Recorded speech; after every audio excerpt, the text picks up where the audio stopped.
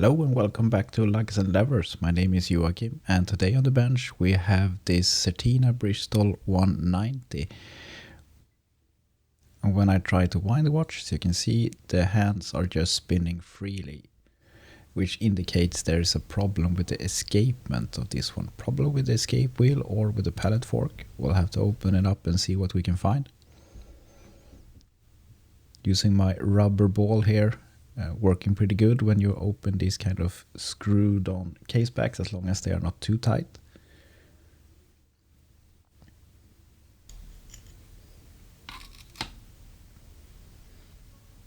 Beautiful looking movement here. We can already see that there's some debris and a bit of grease all over the place here.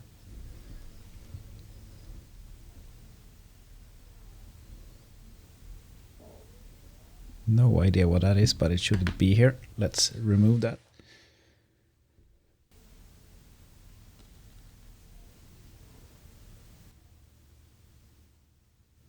Starting to check what's happening when I'm turning the crown here.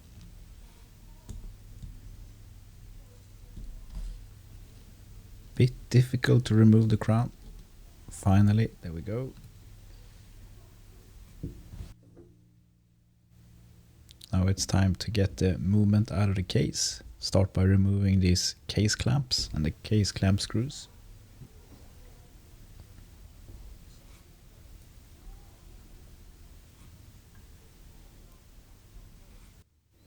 Now we can flip it around and see what we're working with. Beautiful looking dial. The hands are missing some of the original loom, but the dial is in really good condition. We'll start by removing the hands.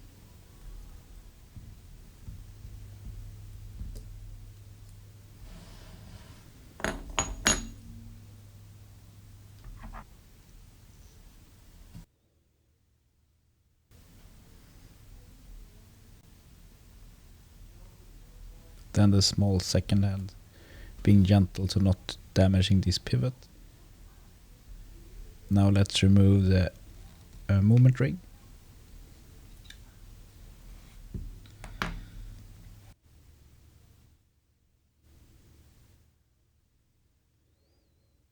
The next step is of course to remove the dial. Start by unscrewing these dial screws. There I have a good view of the bottom of the movement.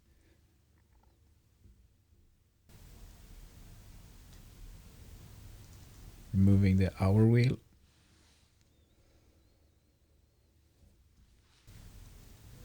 And then let's start to remove the balance so that we make sure that we don't damage it.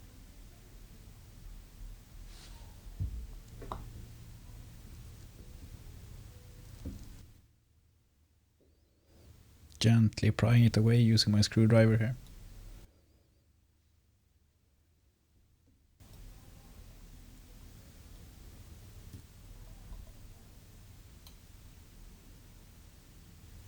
Let's remove the balance, have a quick look what the pivot looks like. Looks okay, although dirty. Now we flip the movement around and start by removing the cannon pinion using this cannon pinion removing tool. Then we're starting to work on the keyless works.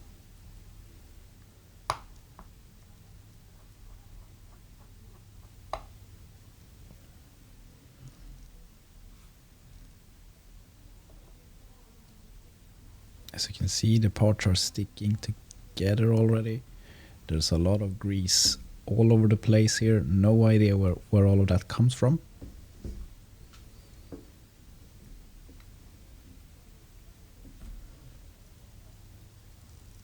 Moving the setting lever.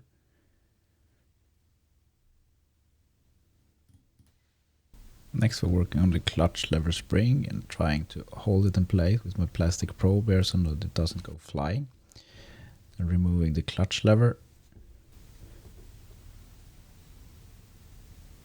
And then the sliding pinion or sliding clutch, or then the winding pinion.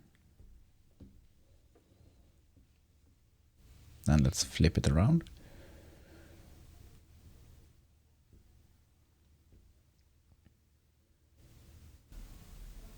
Now we are removing the ratchet wheel.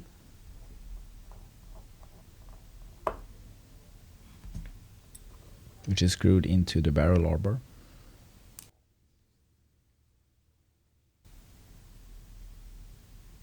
Next we work on the click.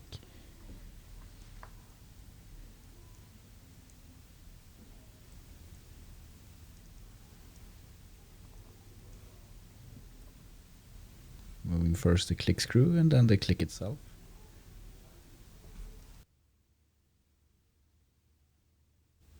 Then we start with the click spring. Also one of these that has a tendency to fly away unless you're careful and really trying to hold it in place. There we go, nice. Then next up is the crown wheel, which is held in place by this cover plate with two small screws in the center.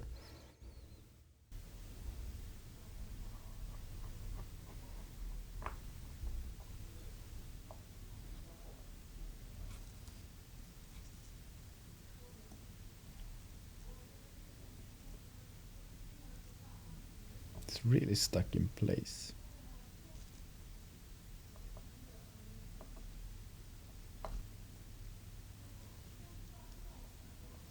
Yeah, again, as you can see, a lot of grease below here.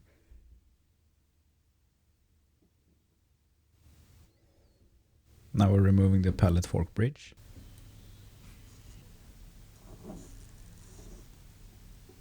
See if it comes up or if we need to pry it. Yeah, we need to use a screwdriver to gently lift it. I'm gonna be careful here so we don't damage any of the delicate pivots of the pallet fork. Then we can remove the pallet fork itself. You see big fiber there tangled around the pallet fork.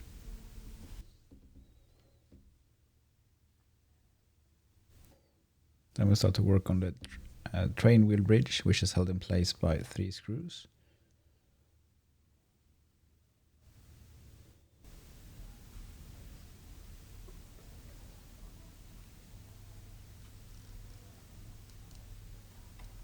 Then we can use our screwdrivers here to gently lift the bridge. And then we can use our tweezers to lift it away.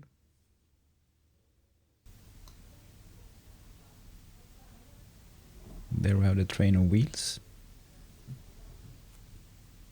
Starting to remove the center wheel.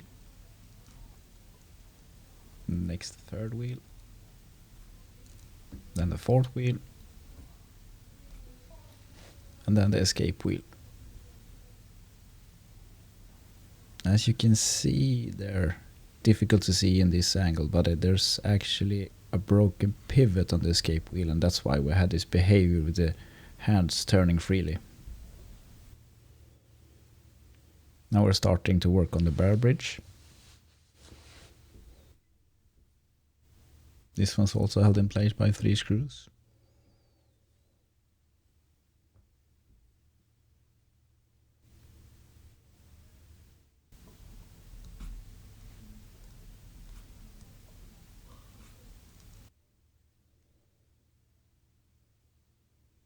Then let's see if we can get it off.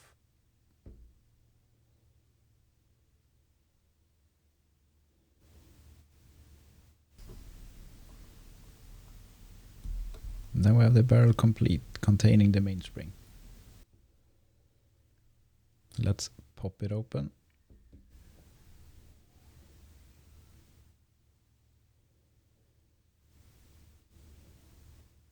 Then we use our tweezers to lift the lid and make sure that the mainspring doesn't unwind itself violently.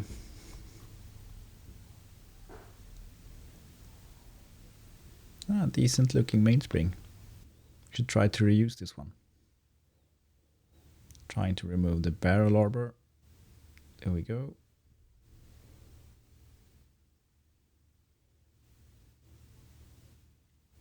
Then we start to lift the mainspring in the center. Oops. Now we have some untangling to do here. Trying to be careful to not damage it. So we still can reuse this mainspring.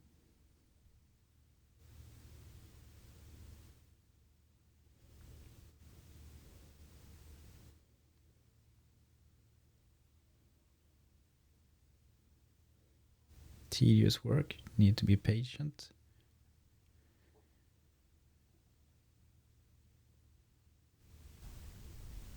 Then moving on to the pre-cleaning process, using pegwood here to clean all the jewels and the jewel holes, trying to remove any excess and all debris. This is important to get good results of your cleaning process.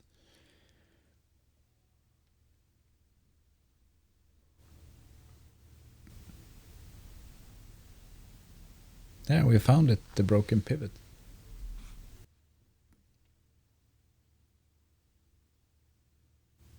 Moving on to the case, trying to remove this old, really crusted rubber gasket.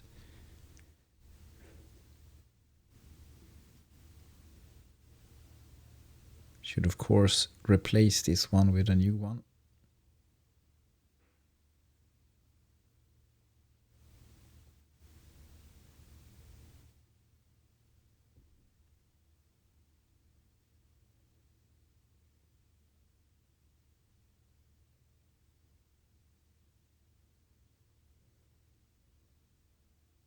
It's really, really, really stuck in there. Does not want to come out.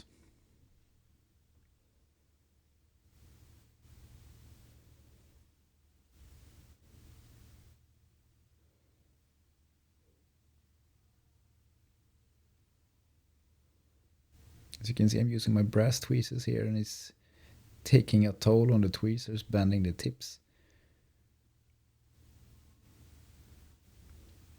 Then we just have a small piece left.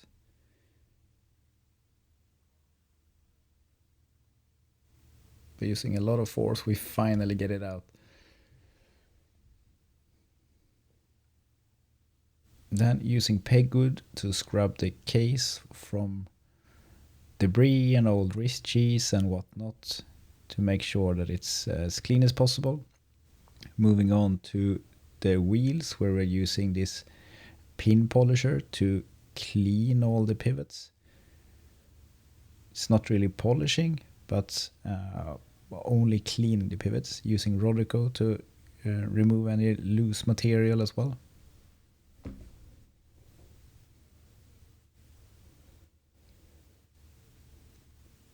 We're using Rodrico to basically swab the whole movement because it's grease all over.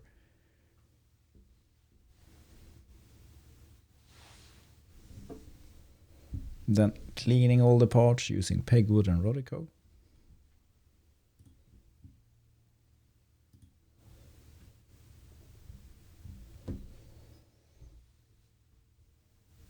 Here I'm placing all the parts in different baskets for cleaning process. While I'm doing that, I try to do some research on where the name Bristol comes from.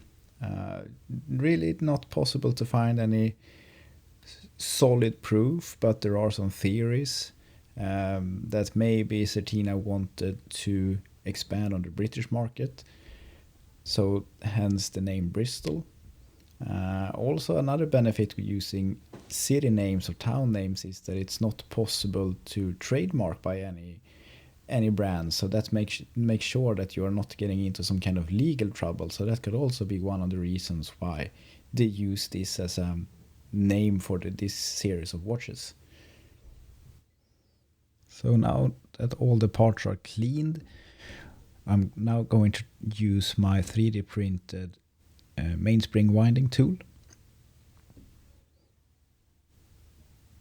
Quite simple design, using a cut staple here for the barrel arbor, or the arbor hook I should say. We place the mainspring here, and then we place the other part on top, working basically in the same way as the expensive Swiss one.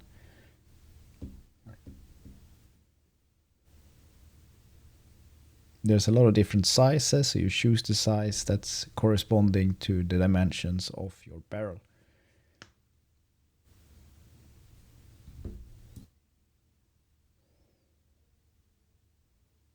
Then you need to align the spring with the slot, and then you can start to wind.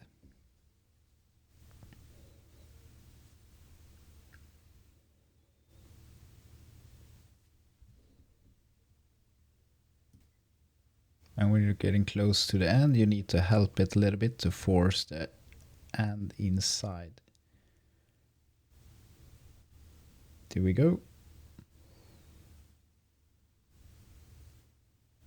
And then we need to separate the parts using my tweezers here as a distance in between so that the mainspring stays in the right position. Then we can remove the winding part.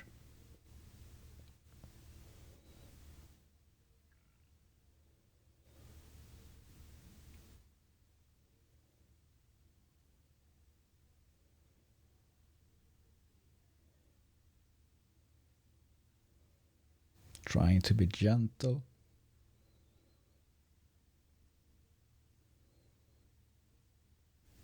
Ah, shoot. You can see the end of the spring is located in one of the slots. That means that it will not fit into the barrel.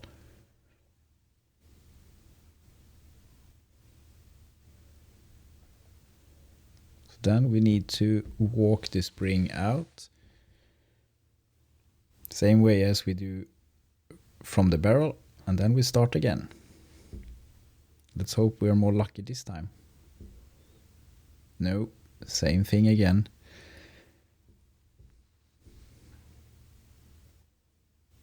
And finally, after more than a few tries, we were lucky enough so that the end is not in one of the slots and we can actually continue the process.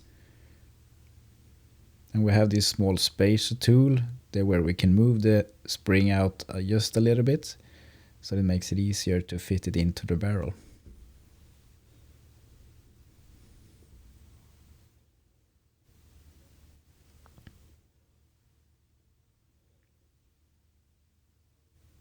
Fit it in, and then you can press it down.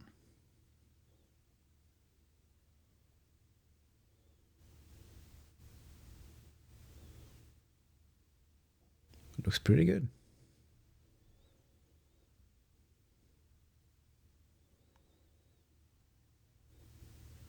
Then we can place the barrel arbor back again.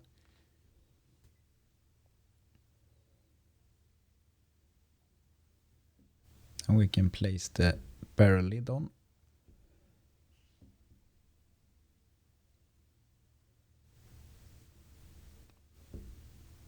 And then we can close the barrel.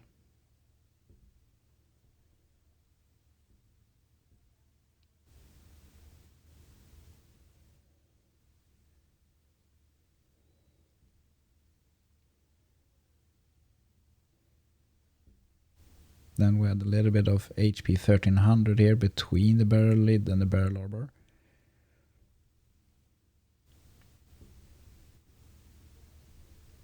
Then we can place the barrel back. And do the same thing on the other side, a little bit of HP 1300.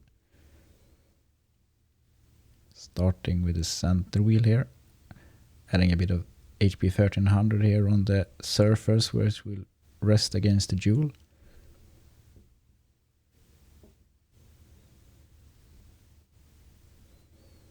Place it back in, and then we can add the barrel bridge back.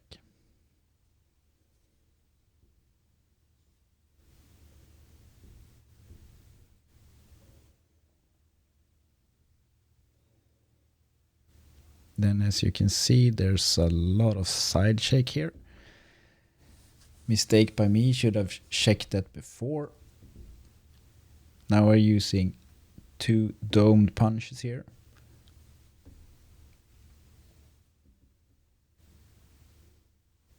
And we will make the hole smaller first, a bit too small. using very light taps here. And rotating in between so that it gets even.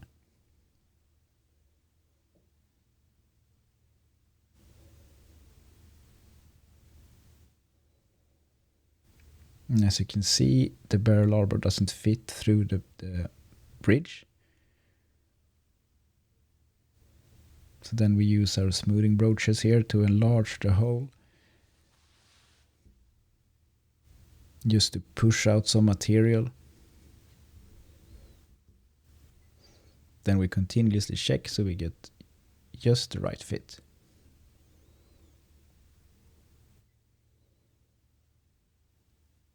We're almost there. Now that we are done, we can then place the barrel back and then place back the barrel bridge.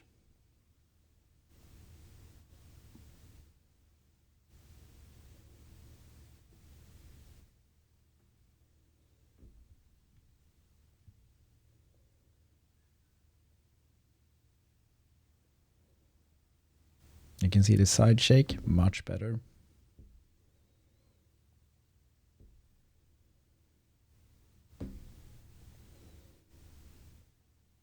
Then we could put in the screws for the barrel bridge.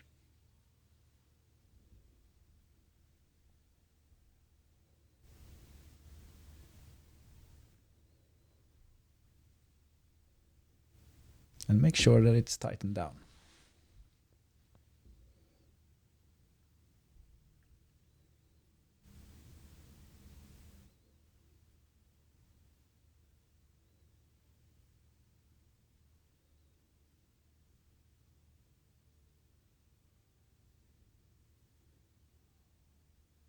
So back again here with the center wheel. Everything has been cleaned again. So now we need to lubricate.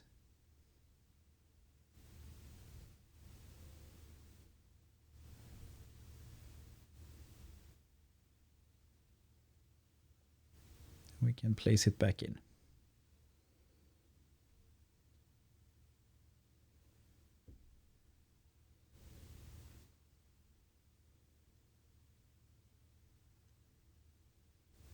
Then we have the third wheel.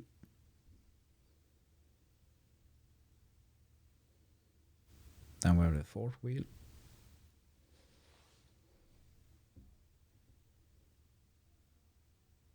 Which is also the wheel where the small seconds hand is attached on the other side.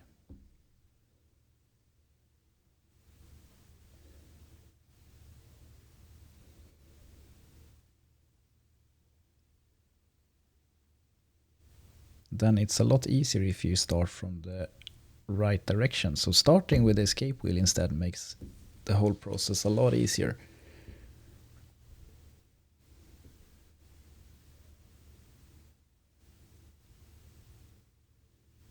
Then we have the fourth wheel.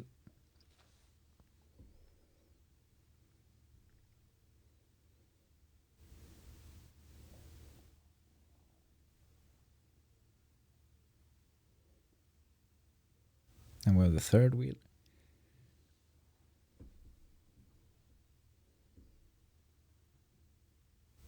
And then the center wheel again.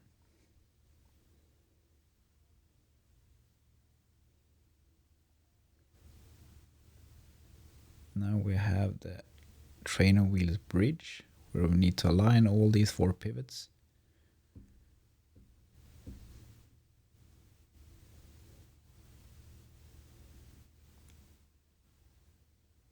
Just gently trying to move the pivot inside the jewel hole.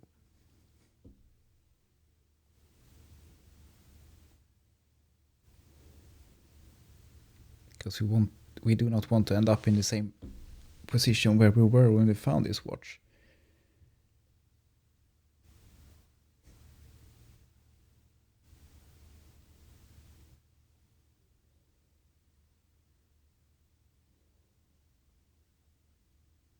There we go, and then we can test it.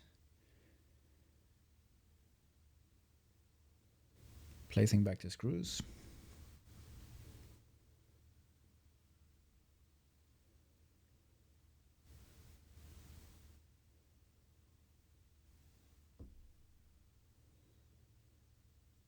And then we need to make sure that it's tightened down.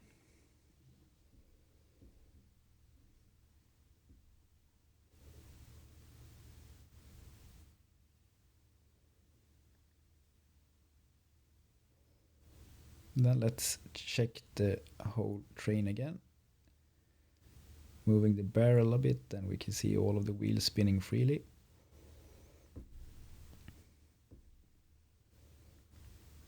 Now we're placing back the click spring, making sure to hold it in place. Then also using my brass tweezers here so that we make sure that we don't scratch something.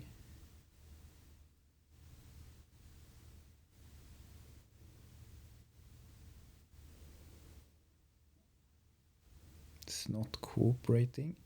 There we go, finally.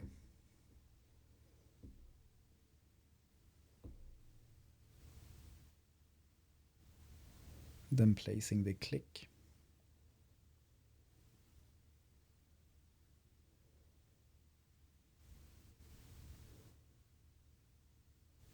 With the click screw.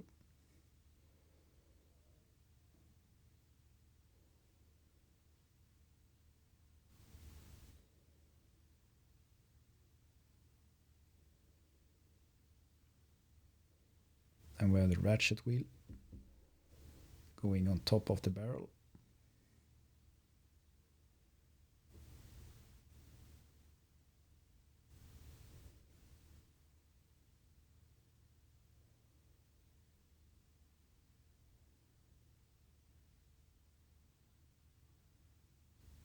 And the ratchet wheel screw.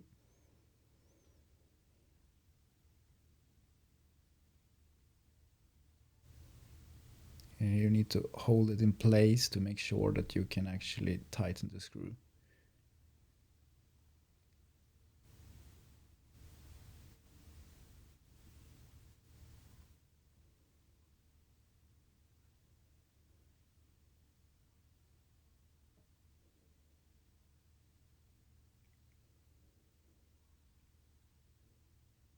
Then we have the crown wheel.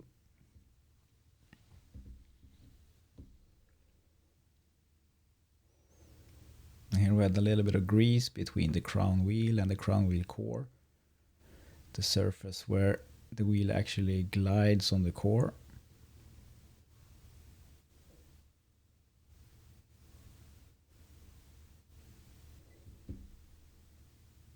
And then we can place the crown wheel core.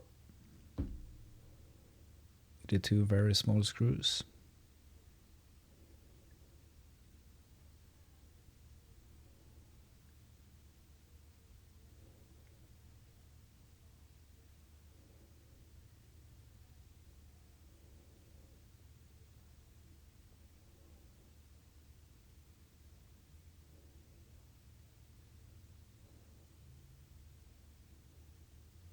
There we go, fiddling it in place.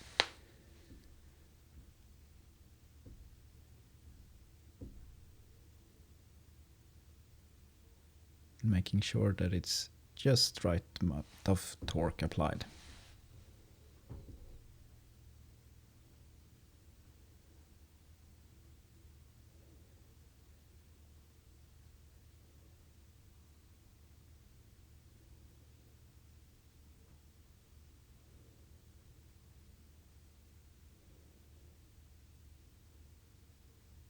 And then cleaning off some excess grease to make sure that movement's looking nice and tidy.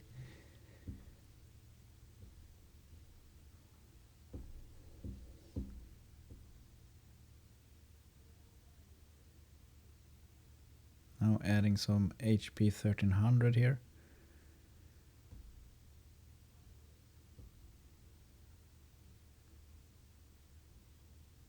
Here we have the winding pinion. We should add some grease to these teeth where it connects to the sliding clutch.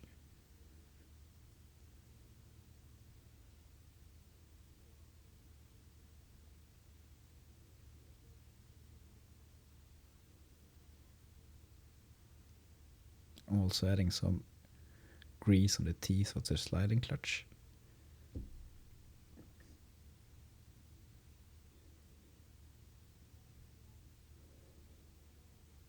can place it in as well.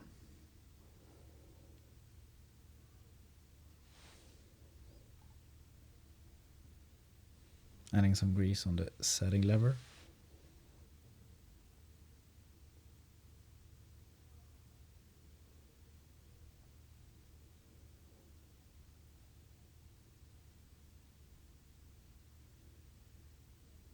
We can push it in place as well. Then we have the stem, adding grease on all the functional surfaces here.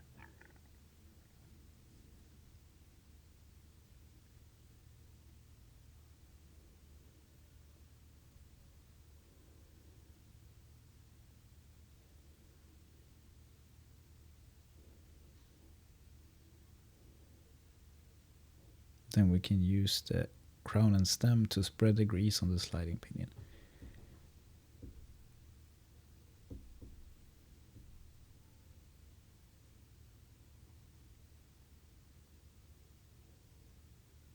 And we have the clutch lever.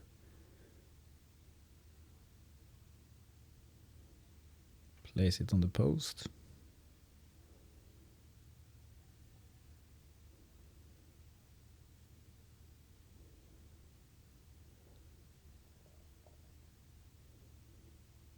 And some grease on the surfaces where it touches the setting lever. Then we can place the spring back in.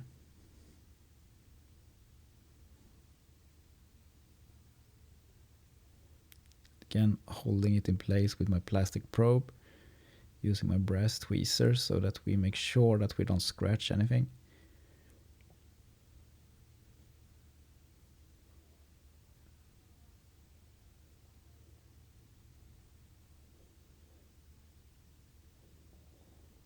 Adding a little bit of grease on the posts here. Then some HP 1300 where we will place the cannon pinion.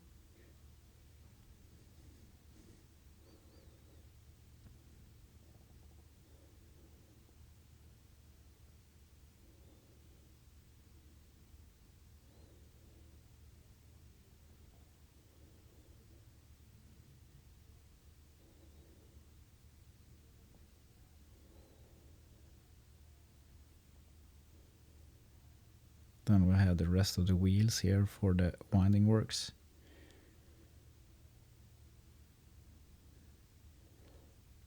Then we have a setting lever spring combined with a cover plate.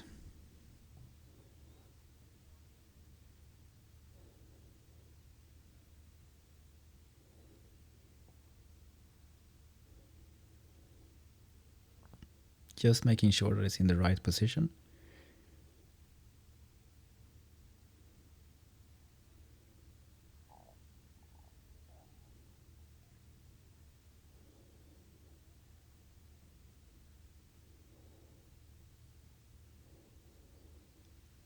Then we can add the 2 screws.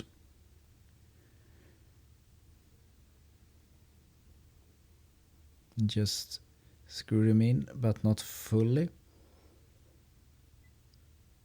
Then we pull the setting lever spring in place, and then we can retighten the screws finally.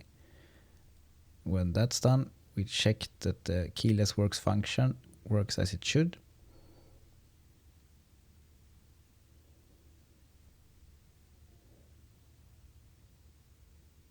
Then again, adding some grease to the functional surfaces.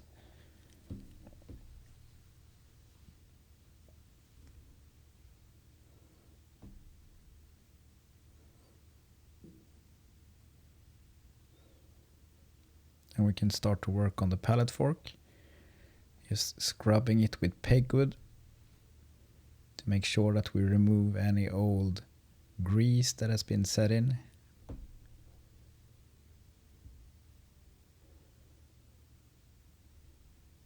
Then we have placed it in Essence of Renata, and then we can place it back in the movement.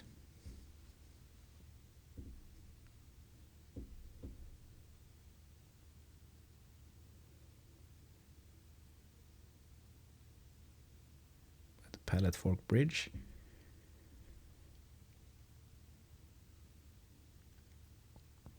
Before we push it down, we need to make sure that the pivot is in.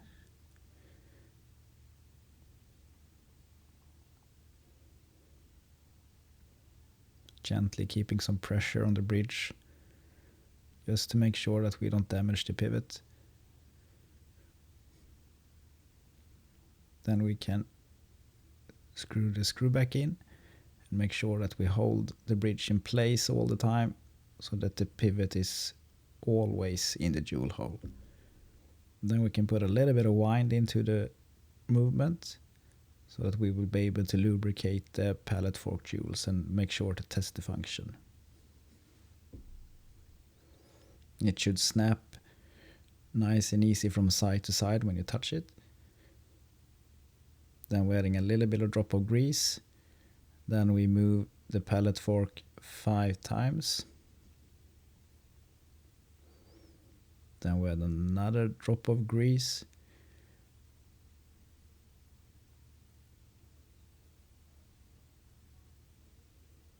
Same thing again, move it 5 times. And we do that 4 times in a row to make sure that we lubricate all the teeth of the escape wheel. Then we can place the balance back in.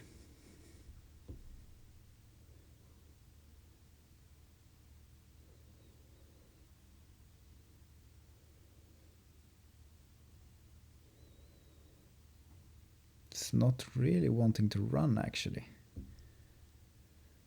Just give it a puff for fair and see what's happening.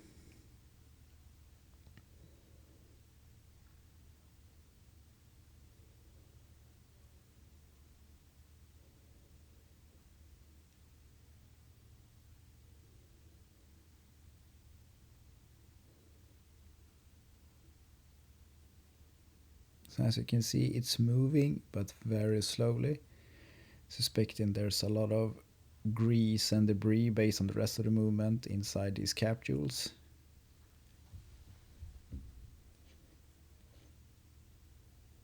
And the capsules doesn't really want to come apart. There's a lot of old grease and debris inside.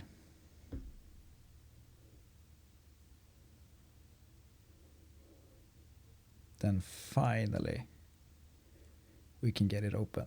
And as you can see, it's really, really sticky.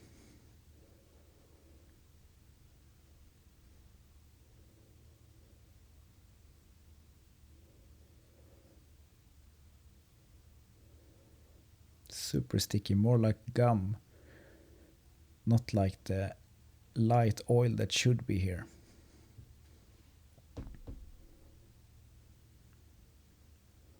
Clean it up so it gets nice and shiny.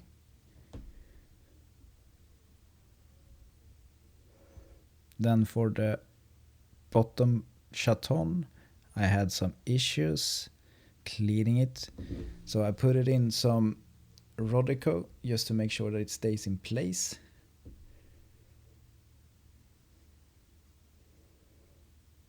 And as you can see, that was a really bad idea. It's full of Rodico inside, which I can't get out. So don't always trust what you read online.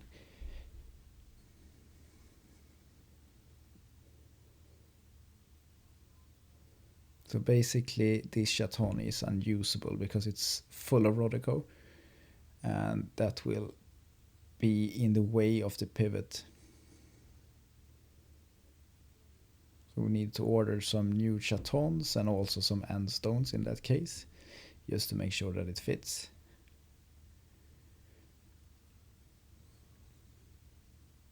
So now that we have those parts, we can go back to lubricating the capsules, putting a bit of oil in the center here.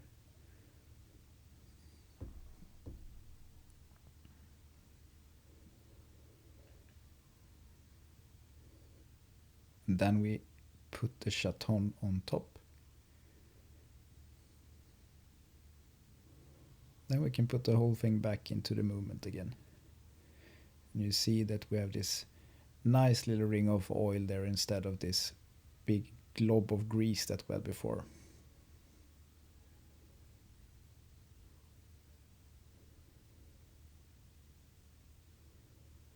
Then we can oil all the rest of the wheels using 9010 on the fast running wheels and HP 1300 on the slow running wheels.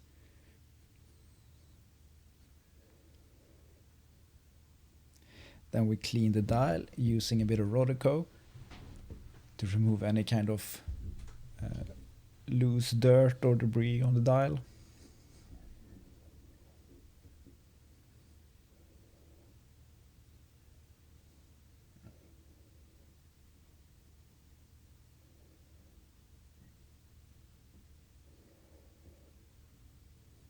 Also being very careful here to try to not to touch any of the printing.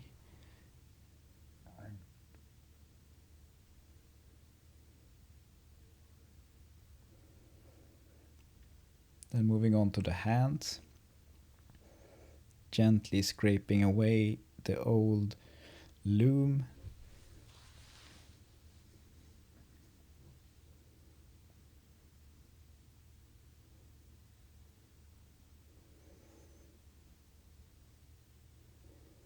And then we mix some new luminous paste here using this powder, and then you have a varnish.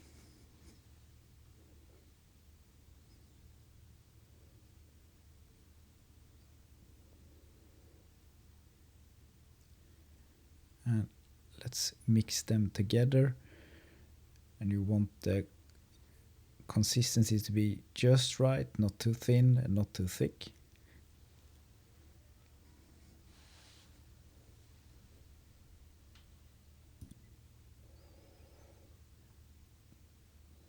Now we also try to color match it, since this is a new loom and the old loom on the dial is still there. We want that to match nicely with the colors.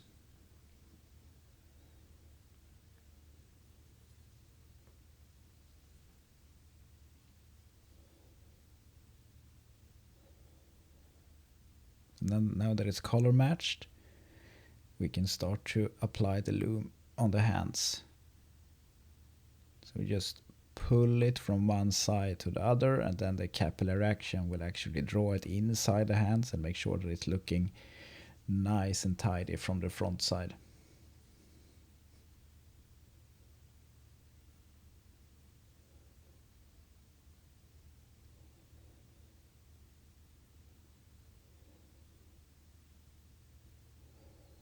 And if you have too thin here, it will just flow away everywhere. If it's too thick, you can actually have a too thick layer, and then the hands can get stuck into each other. So you want it to be just right.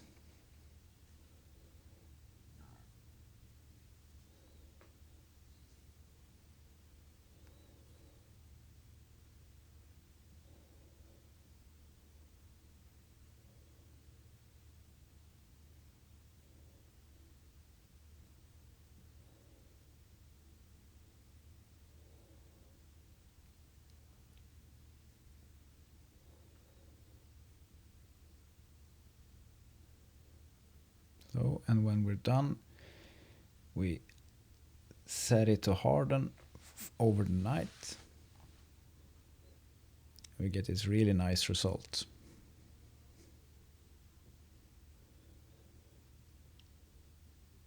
Then, as you can see here, I had some troubles with the amplitude, and after a lot of investigation, you have this kink on the mainspring. So basically, taking the whole movement apart again, cleaning everything, and this time instead of reusing the mainspring, we got a new mainspring installed in the watch instead.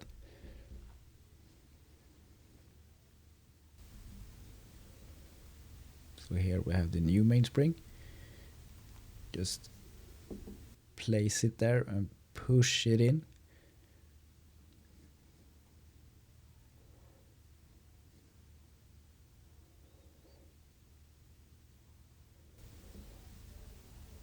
Then when everything is back together, we can put back the balance.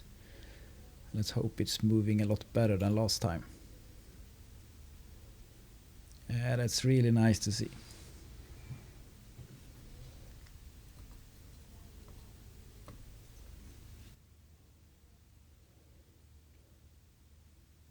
Then we can place back the hour wheel on the dial side and the dial washer.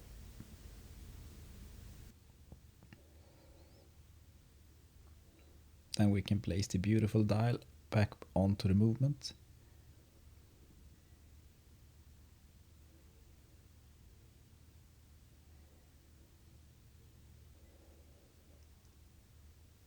We make sure that it's secured by the dial screws.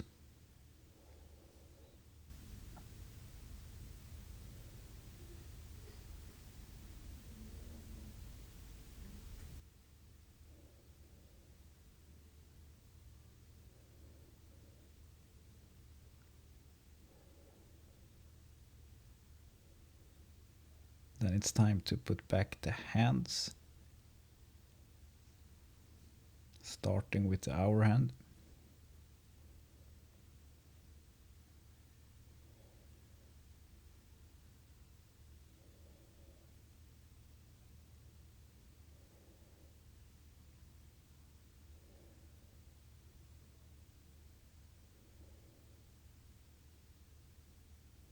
Making sure that it's pressed to the right depth.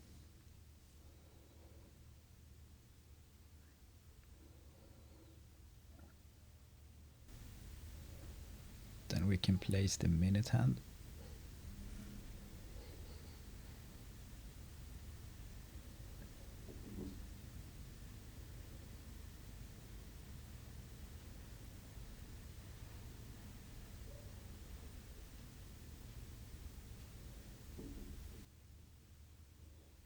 Then let's press it down as well.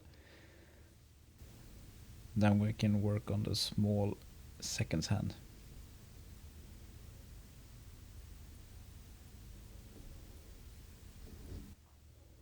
Gently press it down as well. Then let's check to make sure that it moves freely all the way around.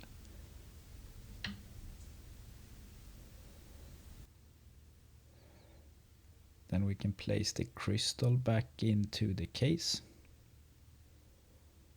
using my crystal press here. Since it's an armed crystal as well, you just press it back in.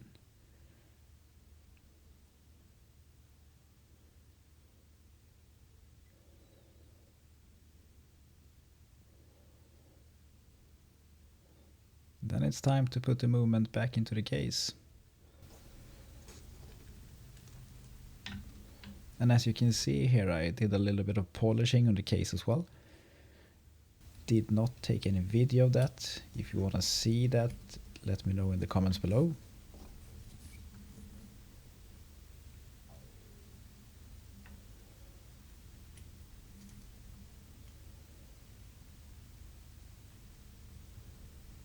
Placing the movement ring here, just trying to align it all the way around.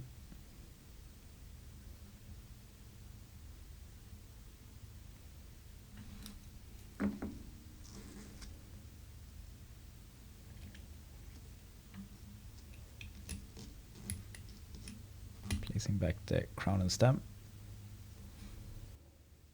Then we can put back the case clamps.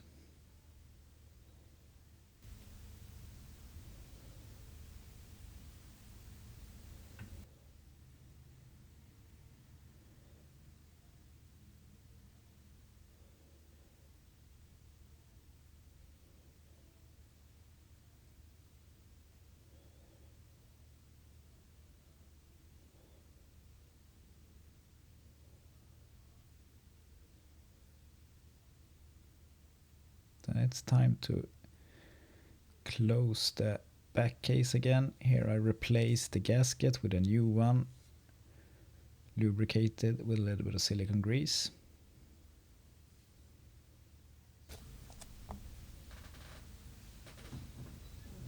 Here you have it, the movement back into the case with this beautiful dial. Trying to find a matching bracelet. I think we're gonna go with something blue here to match the hands. And if you watched this far, I would really appreciate if you liked and subscribed. Putting on the new straps, I'm going to leave you with some beauty shots of the final results.